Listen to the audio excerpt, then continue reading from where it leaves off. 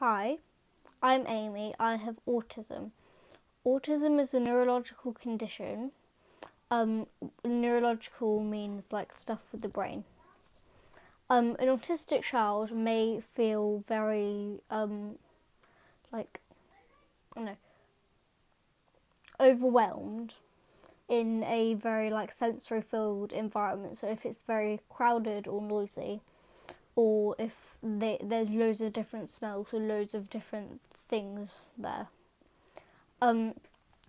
They may be bothered by loads of different bright colours. For me, that's not there. I feel like very happy with loads of different colours. It might affect their talking. I know people that can't talk very well because of it, and that's just because an autistic person's brain is wired differently to a like neurotypical person. Neurotypical means not autistic. And so I just wanted to share some stories about from me being autistic to help spread awareness about it, because it is a hidden disability, which means like you can't see it. Like Down syndrome you can mostly see, or when someone's in a wheelchair you can see that, or in crutches you can see that. With autism there's no visual traits. So also, in case like I'm talking too fast, that's another thing that comes with autism for me. I talk very fast, sometimes too fast, and sometimes I don't realise that. So, let's start at school. At school, I find it very difficult because in the lunch hall, I think in America they call it a cafeteria, but in England we call it a lunch hall. So in the lunch hall, there is a lot of different noises, like the stuff being made, people talking, the chairs being clashed around, and like the people like moving all their stuff around, people like being very, very excited and running about. That's very scary. So I have something called a queue pass, which means I have a special card which allows me to go into the queue, get my stuff, and go. I'm not sure if this is the same in America or other countries, but in England we get food, like whatever we want, in break and lunchtime. So that's what I have for break time. Also, something that I think could be done, that I think would help a lot of people with autism to be more comfortable in a lunchtime environment, is so obviously they can't do this in a lot of schools, because some schools the lunch hall is the only place where you can eat. But especially in my school, there's loads of other places that they can go, because at break time, lunchtime, it's like free reign. As long as you don't step outside the school, you're fine. I think that there should be a rule that once you have your food, unless you're planning to just like be sensible in the lunch hall and like help pack up, because there's so many other places that they could go to somewhere else in the school, like I don't know, the library or the field or like the tennis court or like somewhere like that.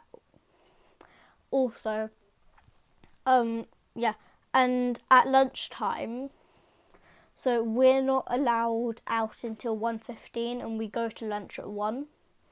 So, I have my queue pass, which allows me to go get my food, and I also have a hall pass, because there's the big hall where everyone else goes, and then there's the little hall where like the year 11s go, or like year 10s.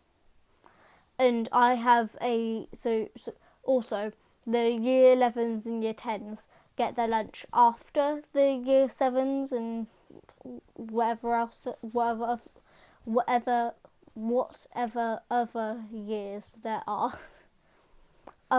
And basically before 1:15, which is when the year 10s and 11s come in, me and some of my other friends who have a card like me, we're allowed to go into the small hall so we can eat our lunch there so that we're not stuck in all the noisiness.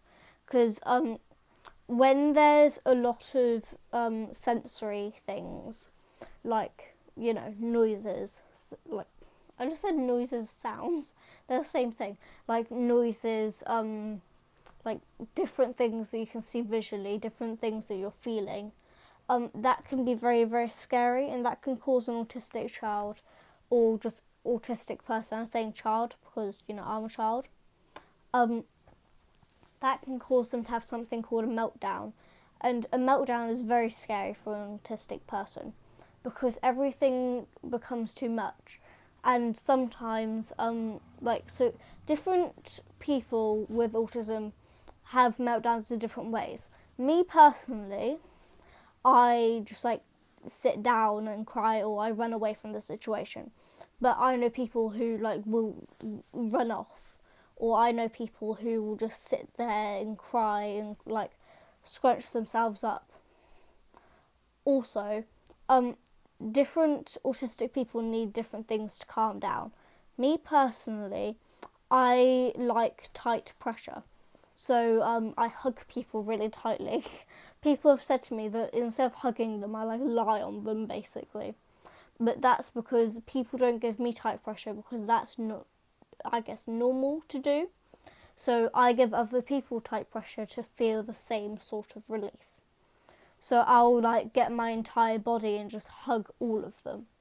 Whereas normally, people just hug them and be off and not basically climb on them. But to me, I don't see how what normal people see as a hug is a hug. To me, what I do is a hug. So that can be difficult for people to understand sometimes. And also, at lunchtimes, I think that there should be a system like break times basically, where unless you're planning to stay and help clean up, or unless you're going to be sensible, that you shouldn't be in the hall after you get your food. Also, that would be quite beneficial for the TAs because then they'd have to have less people on duty, which I think would be beneficial, and they'd also have helpers, like the students who would volunteer to help them clean up. So again, less TAs, which means less funding to get the TAs, which means less money that they need. And in our school, there's two places that I can go at break times and lunch times. AIM, I don't really go to AIM that much because the lady there, she sees AIM, which is true, as a place where it's quiet for people who need quiet and downtime. Whereas I see it as a place where people are calmer. But then there's also SN, and I have a friend who I'm not going to name due to privacy reasons. And she has bouncy balls, yoga ones. And there's an IT suite right next to SN, which is the place that I normally go. And it has very nice people there. And it's a group where people who don't like noisy places, or just don't like being outside of SN, and they need a place where it's regular for them to go, they can go there and make friends and socialise in their way. And so yeah, my friend has yoga balls, and we go to the IT suite and we bounce around on them. I personally find that very helpful because it's relaxing. Also, a lot of autistic people do something called stimming, which is they may do certain things. I shake my hands and my feet and all my entire arms. And it's a relaxing thing for them. A lot of autistic people also spin around in circles or say things to themselves that helps them. A lot of autistic people are also quite visual learners. So you may find that they're like better in things like science or like maths or I don't know, art. That's one that I'm interested in. Where like it's all very visual. A lot of it is written down. Because it's just like the way that our brains are wired differently. Because autism is also genetic, which means that if someone has very, very, very strong genes, like one of my parents did, then their child may like very well be autistic. My mum, which you can find on YouTube, she's called Time 3 Plan.